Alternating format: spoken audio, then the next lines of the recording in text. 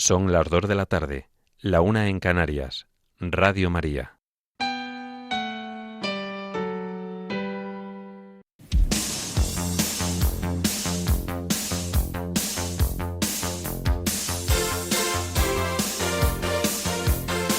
Servicios informativos de Radio María.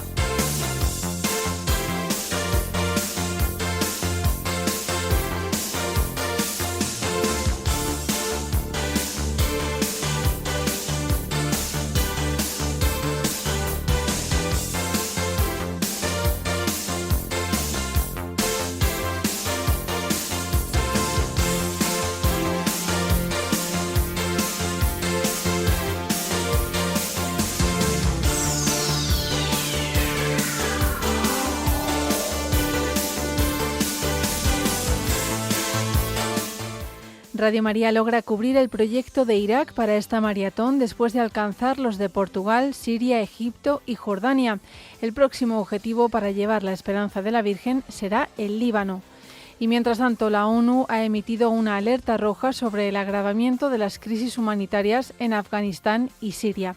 Estas y otras noticias en el informativo que ahora comenzamos. Buenas tardes.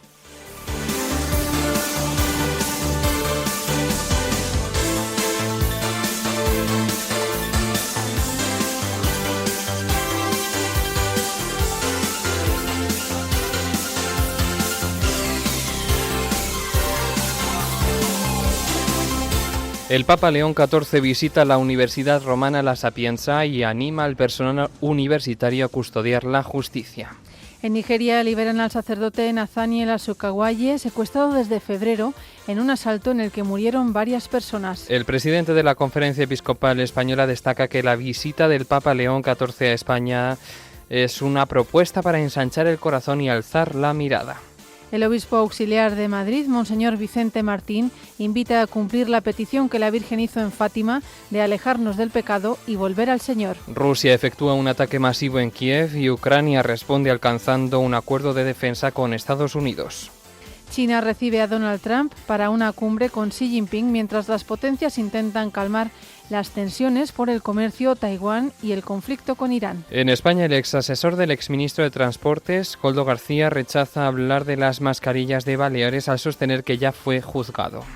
El Gobierno Nacional aprueba 136 solicitudes de indemnización a víctimas y familiares de fallecidos en el tren de Adamuz, Córdoba. Y en deportes, el tenista español Rafa Jódar es eliminado por el italiano Luciano Darderi en los cuartos de final del Masters 1000 de Roma.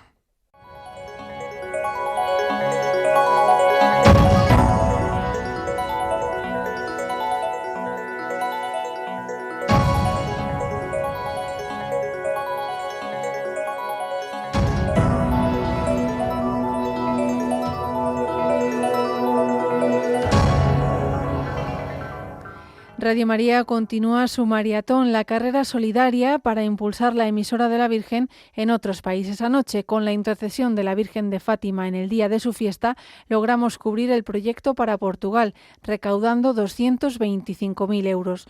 Gracias a la colaboración de nuestros bienhechores, esta radio hermana recibirá el apoyo necesario para garantizar su actividad y emisión, consolidar su crecimiento, mejorar sus medios técnicos, potenciar la promoción y ampliar su presencia en el país al servicio de la Iglesia. El siguiente destino de esta maratón es Oriente Próximo. Ayer se cubrieron los proyectos para Siria, Egipto y Jordania con un coste total de 16.000 euros destinados a cubrir los gastos de actividad y emisión. Y hace apenas unos minutos se ha logrado cubrir el proyecto para Radio María en Irak, para el que se necesitaban 50.000 euros. En un contexto marcado por la inestabilidad y la crisis económica, en este país necesitan apoyo para cubrir los costes de actividad y emisión en dos frecuencias, donde la radio se ha convertido en una referencia espiritual para la población, especialmente para las comunidades perseguidas. Gracias a la generosidad de nuestros oyentes, la Radio de la Virgen podrá seguir llevando la esperanza a nuestros hermanos que sufren en esta tierra martirizada. En una entrevista al director de Radio María en Irak, el padre Sabio Andula, ha destacado la importancia importancia de esta emisora en Irak, la primera radio católica en este territorio. Ha indicado que desde Erbil, en esta Radio María, se ha convertido en un punto de referencia para todos los cristianos. Además, Radio María, como sabemos,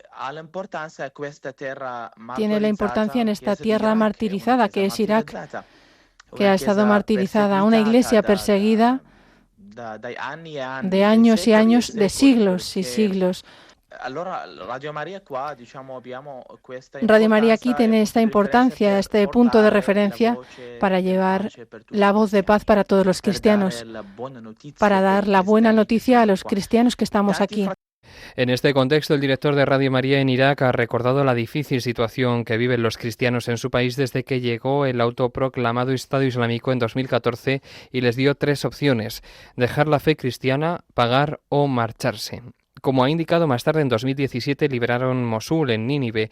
Sin embargo, ha relatado la situación, que allí sigue siendo difícil. De este modo, ha compartido cómo han vivido los últimos episodios de estos días. Lo que ha sucedido en los últimos días en la guerra entre Irán y América, y aunque Irán no tiene nada que ver con ello, pues la guerra también ha llegado hasta aquí. Han caído misiles muy cerca de la sede de Radio María en Erbil, pero nosotros hemos continuado rezando con los fieles, rezando con el micrófono en directo para dar ese mensaje de paz, para dar el ánimo a la gente, porque como sabréis, han bombardeado en estos días, durante la guerra entre Irán e Irak. En medio de esta situación, el padre Andula ha subrayado la importancia de Radio María para contribuir a la paz de esta nación. Ahora nuestro siguiente objetivo es ayudar a Radio María en el Líbano. En un contexto marcado por la guerra y la inestabilidad económica, esta radio necesita apoyo para cubrir los costes de actividad y emisión, especialmente el suministro eléctrico, y así garantizar un servicio que promueva la esperanza, la unidad y la fe en este país con una gran comunidad cristiana. Para ello necesitamos recaudar 10.000 euros. Hasta ahora hemos conseguido 5.894. En el programa especial de esta mañana han entrevistado al director de Radio María en el Líbano, el padre maronita Fadi Chakur. Así ha explicado la misión que realiza esta emisora en esta tierra, que desde hace años sufre una crisis económica y social en medio de los conflictos. No obstante, la Iglesia allí sigue sembrando esperanza. And this is where Radio Maria Lebanon has an important mission to stay close to the people, to bring hope, peace and a voice of prayer into every home. Por eso es muy importante Radio María en Líbano, que nos mantiene unidos, que nos da esperanza, que nos ayuda mutuamente. Desde España, Radio María España, queremos seguir llevando esperanza a todos nuestros hermanos a través de esta maratón. Nuestra siguiente cita será a las 3 de la tarde, las 2 en Canarias, cuando actualizaremos la información en el programa Entre Amigos. A continuación tendremos un programa especial hasta las 6 de la tarde. Nuestro último programa de esta jornada será a las 8:30 de la tarde hasta las 10 de la noche, todas ellas hora peninsular. Mientras tanto, continuamos unidos en oración, encomendando a la Reina de Radio María los frutos de esta maratón. Y cambiamos de tema. La ONU ha emitido una alerta roja sobre el agravamiento de las crisis humanitarias en Afganistán y en Siria, donde la falta de fondos internacionales ha dejado a millones de personas sin ayuda básica. En Afganistán, las inundaciones primaverales han desplazado a 500.000 personas, mientras en Siria los combates esporádicos han impedido la distribución de alimentos. En África subsahariana, el temor a una hambruna masiva ha crecido exponencialmente debido a la sequía prolongada en el Cuerno de África, que afecta a 20 millones de personas. La organización ha apelado a la comunidad internacional a duplicar las donaciones antes de finales de mes.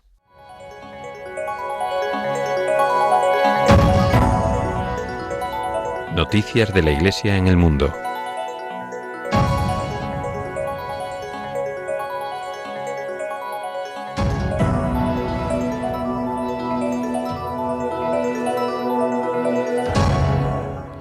Comenzamos este bloque de noticias de la Iglesia en el mundo en Nigeria. Allí, tras las oraciones incesantes que pidió el obispo de Kafanchan, en el estado de Kaduna, Monseñor Julius Yabuku Kundi, ha sido liberado el padre Nathaniel Asukawaye. El sacerdote fue secuestrado por hombres armados en su casa parroquial junto con 10 feligreses. En un comunicado, la diócesis ha agradecido a Dios y a todos los que han apoyado con sus oraciones. La diócesis de Kafanchan ha asegurado que el padre Nathaniel se encuentra ahora salvo y está recibiendo atención médica. Además, han comentado que su estado es estable, mantiene el ánimo y agradece sus oraciones y su apoyo. El asalto en el que secuestraron al padre Asukawaye se produjo en el mes de febrero y murieron al menos 3 personas. Con este secuestro, y según los datos de la Fundación Pontificia Ayuda a la Iglesia Necesitada, son ya 212 los sacerdotes católicos secuestrados en Nigeria entre 2015 y 2025. De ellos, 183 fueron liberados o escaparon, 12 fueron asesinados y 3 murieron tras su liberación a causa de las lesiones sufridas en cautiverio. Cambiamos de asunto. El Papa León XIV visita hoy la Universidad Romana La Sapienza. A su llegada, el Santo Padre se ha dirigido a la capilla universitaria Divina Sapienza. En la entrada de la iglesia, el pontífice ha tenido un breve momento de oración en silencio. Después, su santidad se ha trasladado en automóvil a la plaza central donde se encuentra esta universidad. Allí ha saludado a los estudiantes desde la escalinata monumental. La siguiente parada que ha realizado el obispo de Roma ha sido en el Palacio del Rectorado, donde ha mantenido un encuentro privado con el rector magnífico y ha firmado el libro de honor. Después, en el pasillo situado frente al estudio de representación de esta universidad, se ha descubierto la placa conmemorativa de esta visita. A continuación, el Papa ha saludado a los miembros del Senado académico y a los empleados de la universidad. Asimismo, el sucesor de Pedro ha visitado la exposición Sapienza y el papado. Posteriormente, el pontífice ha mantenido un encuentro con profesores y estudiantes. En su discurso, el Papa se ha detenido en la contaminación de la razón que desde el plano geopolítico invade toda relación social, generando un mundo deformado por las guerras. En este contexto, el obispo de Roma ha animado a custodiar la justicia, así como a vigilar el desarrollo y la aplicación de las inteligencias artificiales en el ámbito militar y civil. Al término de este acto, el Santo Padre ha salido a la escalinata monumental para saludar a los estudiantes antes de regresar al Vaticano. Y por otro lado, el Papa León XIV recibió ayer a los miembros de la Fundación del Observatorio Vaticano. Se trata de una organización con sede en Estados Unidos que apoya y promueve las actividades del Observatorio Vaticano. En su alocución, el Santo Padre recordó que la responsabilidad compartida en el cuidado del planeta y en el bienestar de los más vulnerables, hoy amenazados y en peligro, el valor de la astronomía recordó que ayuda a contemplar el cielo. En este sentido, el pontífice ha indicado que es un tesoro accesible a todos y una fuente de alegría universal en un mundo dividido.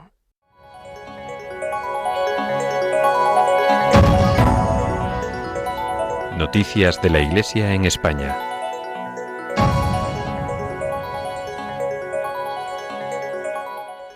El presidente de la Conferencia Episcopal Española, Monseñor Luis Argüello, ha informado de distintas cuestiones relativas a la visita del Papa León XIV a España durante un desayuno informativo organizado por Nueva Economía Forum. Además, el también arzobispo de Valladolid ha reflexionado sobre distintas cuestiones, como la vida política y la crisis de la democracia, el creciente interés por la fe, la realidad migratoria o la expansión de las iglesias protestantes. Entre las autoridades civiles que estuvieron presentes estuvo el alcalde de Madrid, José Luis Martínez Almeida, encargado de presentar a Monseñor Argüello. En su intervención, el alcalde defendió el derecho de la Iglesia a participar de la vida pública y de llevar a cabo su misión de propagar el Evangelio. Además, anunció que entregará al Papa León XIV las llaves de la ciudad de Madrid. En materia económica, Monseñor Argüello ha destacado que la visita del Papa es una propuesta para ensanchar el corazón y alzar la mirada, como dice el lema de la visita. En este contexto ha aseverado que el Santo Padre es una referencia de universalidad. A su vez ha comentado que los fondos que se están recaudando para la visita del Santo Padre y que no lleguen a ser empleados se dedicarán a las distintas obras sociales que tienen protagonismo durante el viaje. Por otro lado, refiriéndose al crecimiento de personas que se acercan a la Iglesia Católica, el presidente de la Conferencia Episcopal Española ha señalado que el número de adultos que recibieron los sacramentos de la iniciación cristiana ascendió a 3.000. Cambiamos de asunto. El obispo auxiliar de Madrid, Monseñor Vicente Martín, presidió ayer por la tarde la Santa Misa celebrada en la Catedral de la Almudena en la fiesta de la Virgen de Fátima. Concelebró el obispo emérito de Segovia, Monseñor Ángel Rubio, así como varios sacerdotes. Entre las autoridades presentes estuvo la consejera de Sanidad de la Comunidad de Madrid, Fátima Matute. Entre los numerosos fieles asistió una amplia representación de movimientos y realidades eclesiales. En su homilía, Monseñor Vicente Martín destacó que a pesar de todo el bien triunfa. Don Vicente indicó que María es la más feliz y dichosa por ser la primera creyente, la que acoge la palabra de Dios y la cumple.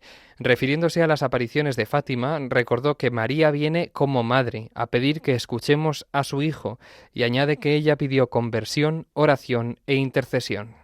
En este contexto, el prelado señaló que la Virgen nos pide hoy lo que en aquel entonces pidió, alejarnos del pecado y que nuestra vida se vuelva hacia el Señor, para que sea Él quien tome las riendas de nuestra existencia. Monseñor Martín también apuntó que en Fátima María muestra a los niños su corazón inmaculado rodeado de espinas y pide oración y sacrificio por el mal que genera tanto sufrimiento, así como para que cese la guerra. En este sentido, subrayó que este mensaje sigue siendo actual. Asimismo, el obispo auxiliar de Madrid aseguró que María es estímulo a la conversión y la luz indica que la gracia es más fuerte que el pecado. En este sentido, alentó a recordar que ella nos dice: no tengáis miedo, soy la madre. Y para terminar, les contamos que la Conferencia Episcopal Española ha anunciado que el director del Departamento de Ecología Integral de esta institución, el padre Eduardo Agosta, carmelita, ha sido nombrado miembro de la Pontificia Academia para la Vida por un periodo de 5 años. La Pontificia Academia para la Vida tiene como fin la defensa y la promoción del valor de la vida humana y de la dignidad de la persona.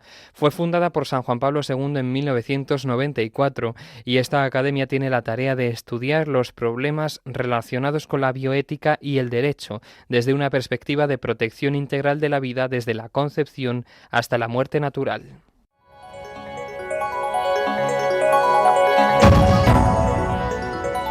Información internacional.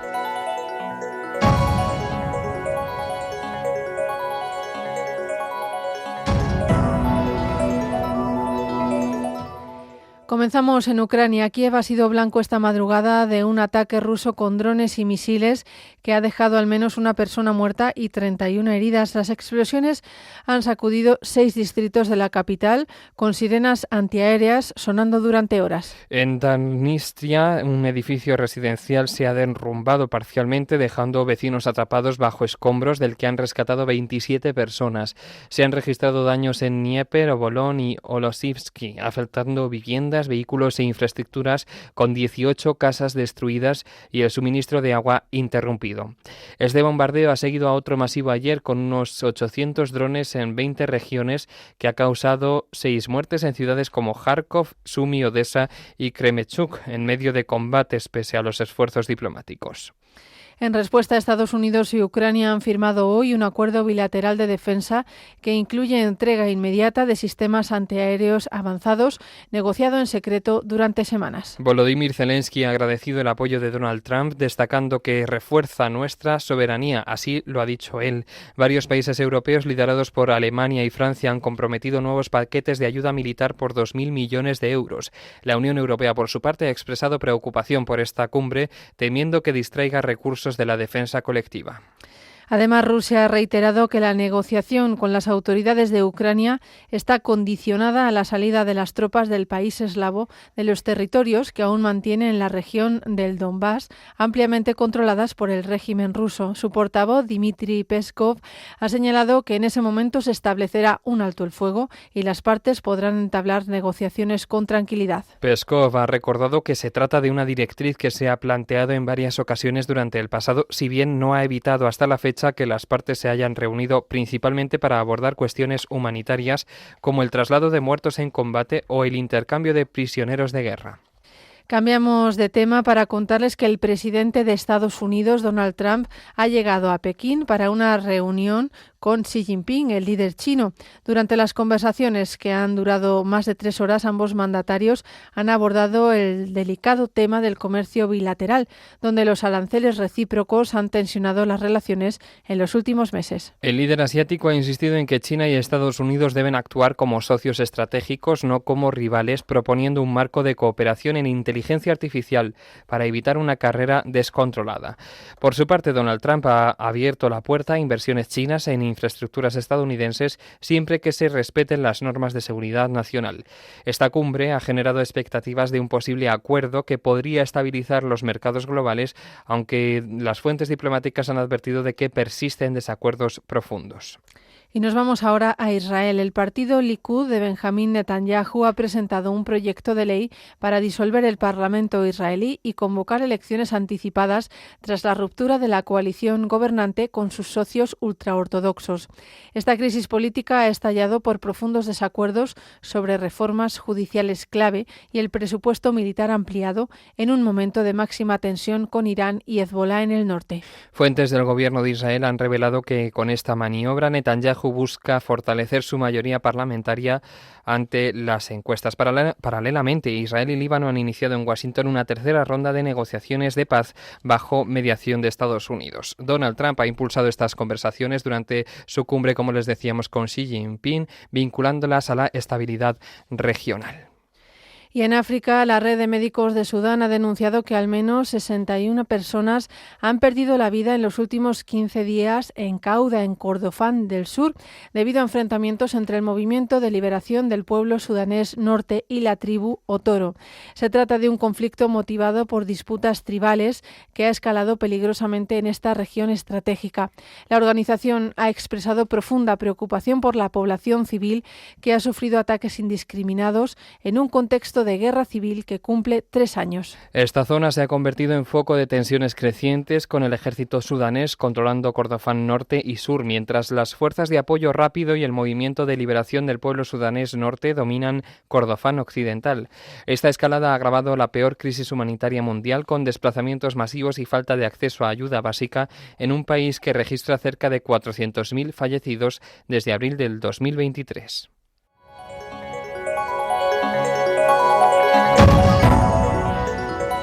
Información nacional.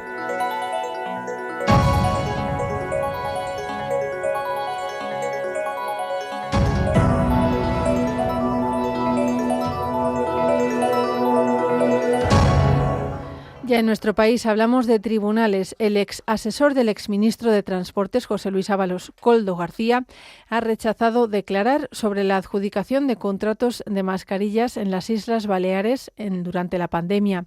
El que fuera asesor ha querido acogerse a ese derecho al considerar que estos hechos ya formaron parte del juicio que el Tribunal Supremo dejó visto para sentencia la semana pasada. El Tribunal Supremo dejó en manos de la Audiencia Nacional, donde ha estado esta mañana Koldo García, esa rama de la causa y otras como las mascarillas de la Administración canaria, adjudicaciones de obra pública o el sistema de reembolso en efectivo del Partido Socialista por pagos anticipados.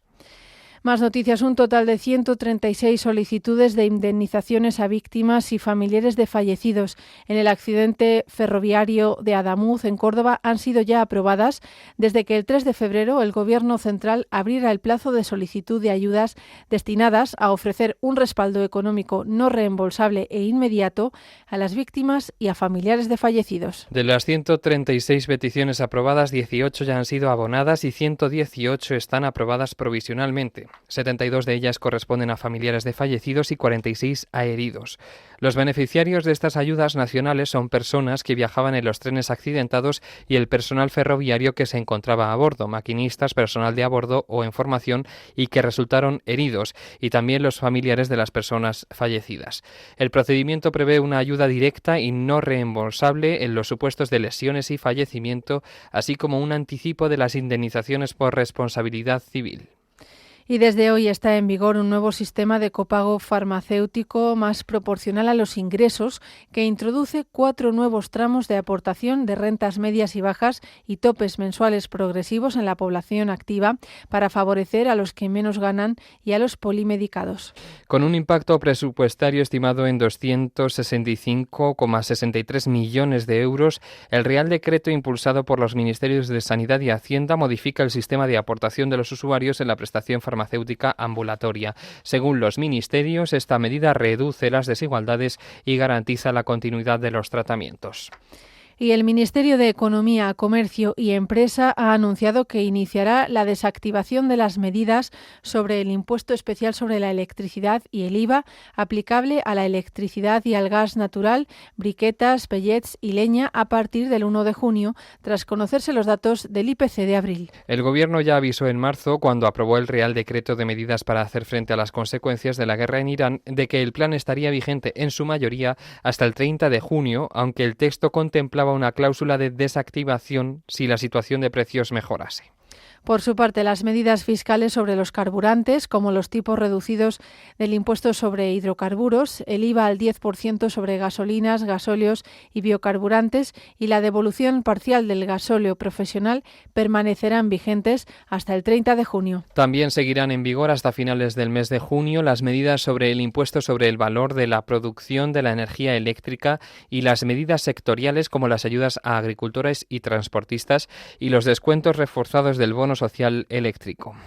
Les contamos también que la Policía Nacional, junto con la Agregaduría de Interior de Georgia, ha detenido a 13 personas, de las que 8 han entrado en prisión por su presunta relación con un grupo criminal itinerante al que se vincula con 27 robos en domicilios de Guadalajara, Madrid, Valencia y Alicante. Los presuntos ladrones seleccionaban previamente los objetos mediante vigilancias y diferentes sistemas para comprobar que las casas estuvieran vacías. La policía destaca el marcaje de puertas con hilos de pegamento y otras comprobaciones directas como llamar al timbre o vigilar los accesos a los edificios.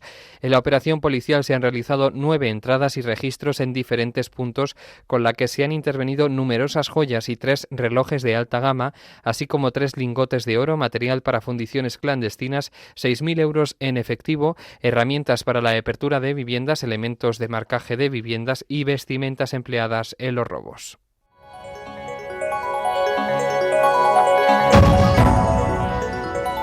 Información deportiva.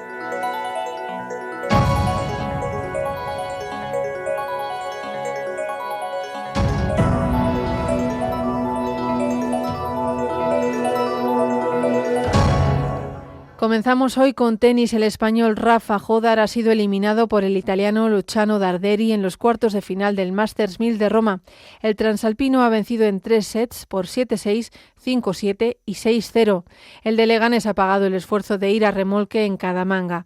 Darderi, top 20 del mundo, llegaba mejor físicamente a un tercer set que pasó factura a Jódar, acalambrado y contrariado por no culminar la remontada tras salvar 2 bolas de partido en el segundo parcial. Por otro lado, el Valencia Basket ha ganado por 81-64 al Panathinaikos griego en el 5º partido de su serie de cuartos de final en la Euroliga. Con este triunfo, el equipo español culmina su remontada en el cómputo global 3-2 y accede a la final a 4, en la que se va a medir al Real Madrid.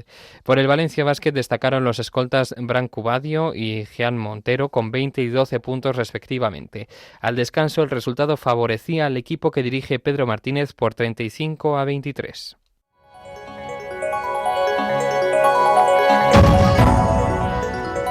Noticias autonómicas.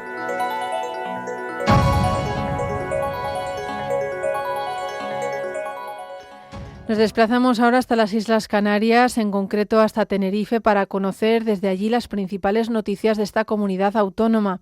Esta semana el ministro de Transportes, Óscar Puente, ha remitido una carta al Ejecutivo Autonómico contestando a otra misiva del presidente canario Fernando Clavijo. Conectamos con nuestro compañero Luis Martín para que nos dé más detalles al respecto.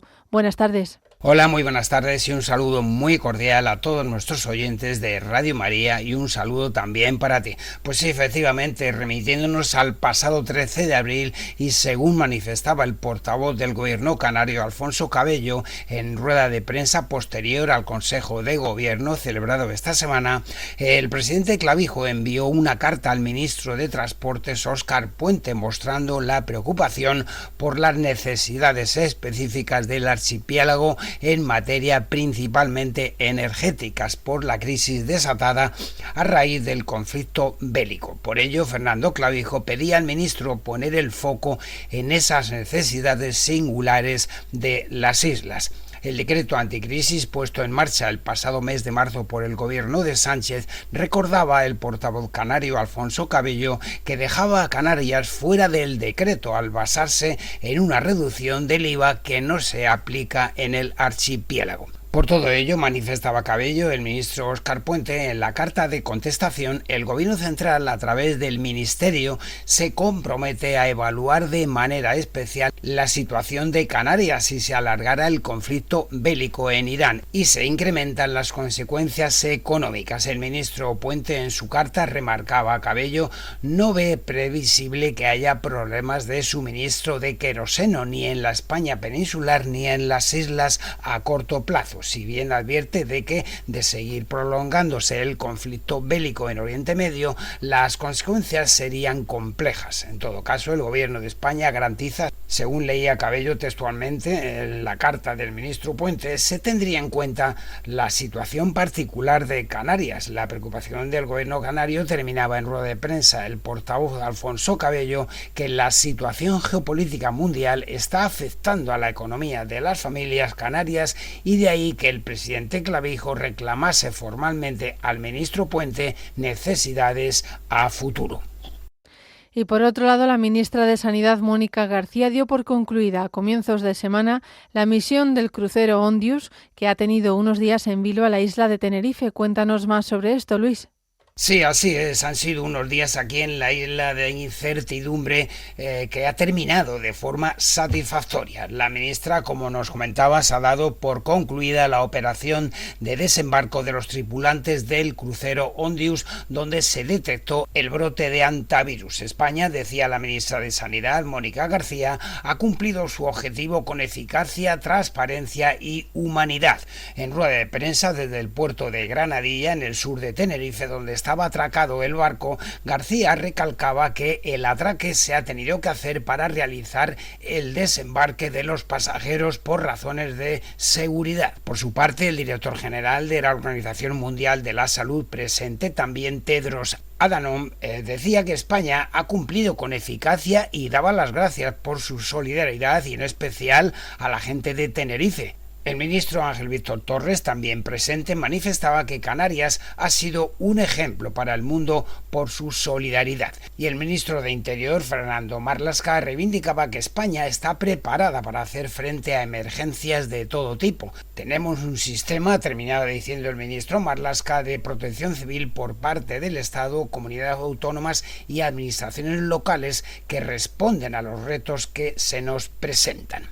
Y miramos hoy a la Universidad de La Laguna, que se consolida como el motor científico de las islas, con 130 expertas en la nueva edición del Ranking Nacional de Mujeres Investigadoras del Centro Superior de Investigaciones Científicas, en donde recientemente se ha hecho pública la clasificación más reciente, donde las mujeres investigadoras de la Universidad de La Laguna han demostrado una hegemonía que las coloca en el top 100 nacional. Y nada más, es todo por esta semana, con el deseo de que sean felices, con el deseo también de todos de ver cumplidos los objetivos en esta maratón. Hasta la semana que viene, si Dios quiere. Muchísimas gracias, Luis. Hasta la semana que viene. Y vamos a terminar ya este informativo con la previsión del tiempo realizada por Miriam Herraiz. Esta tarde tendremos precipitaciones en el norte, en puntos del área mediterránea peninsular y en los 2 archipiélagos. En el resto los cielos estarán poco nubosos o despejados. El viento soplará con fuerza en el sistema ibérico, Pirineos, el noroeste y en los 2 archipiélagos. Se espera mala mar en Canarias, en la costa gallega y en la Cantábrica con olas entre los 2 y los 4 metros. Y las temperaturas, las mínimas se mantienen mientras que las máximas sumarán unos grados.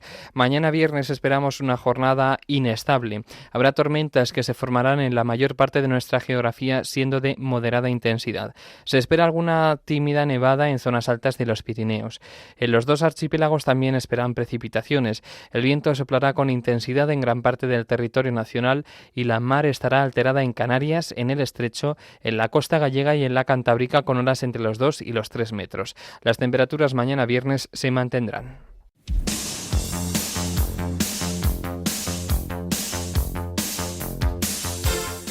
Esto es todo por ahora. Los hemos acompañado en la redacción Cristina Abad, Rocío García y Juan Manuel González, y en los micrófonos José García y Marta Troyano.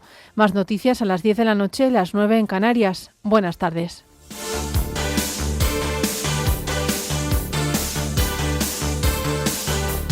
Informativos de Radio María.